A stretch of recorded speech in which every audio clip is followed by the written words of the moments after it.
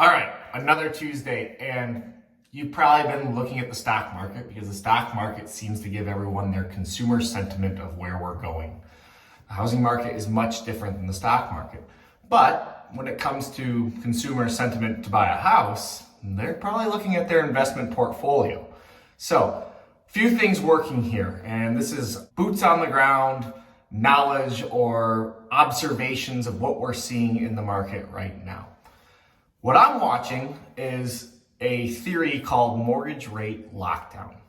This is an economic theory where if there is a time period in which interest rates are very low and then they accelerate higher, will those individuals with the lower rate be willing to move to a higher rate?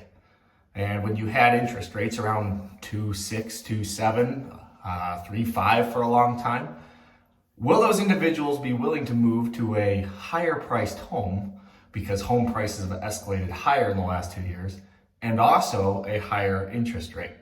So if we have 80% of home buyers or home owners in the last 2 years with an interest rate lower than 4, you can look up that information, and you have 1 in 5 deals over the last 2 years at cash, how many individuals are going to be moving in the next year or so? Which brings that mortgage rate lockdown into effect, which means that actually the inventory comes down. And when there's less inventory, we know that those price points of those houses are actually going to stay higher. So they're not going to escalate higher like we saw for the last year or so, where it felt like once we got a purchase agreement, we could even sell the house higher a week later.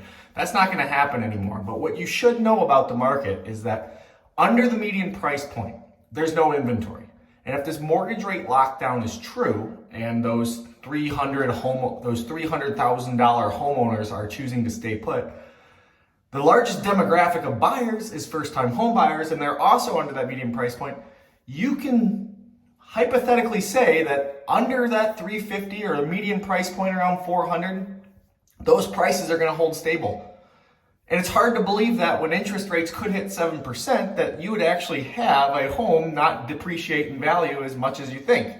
Which leads us to another idea of the separation between seller expectations and buyer expectations. Because right now we're working with a lot of buyers, and a lot of those buyers think that, oh, the recession is here because the media told me, but the prices aren't coming down as much as you think in certain price points.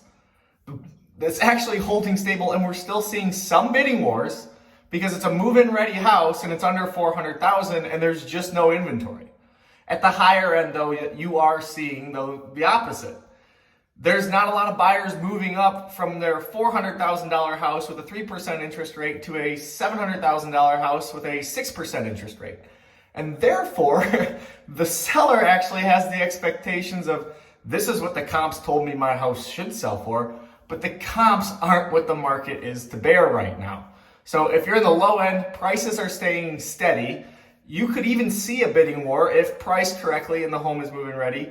And above 500, well, it's hard to see a home that's actually priced right, move-in ready, and it sells in 3 days. There's just not a lot of those homes out there.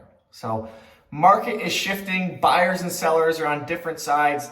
Sellers' expectations, buyers' expectations, a big gap in the market right now, but we still are seeing multiple offers and there's still consumer demand, but the interest rates are taking their toll on the non-motivated buyer.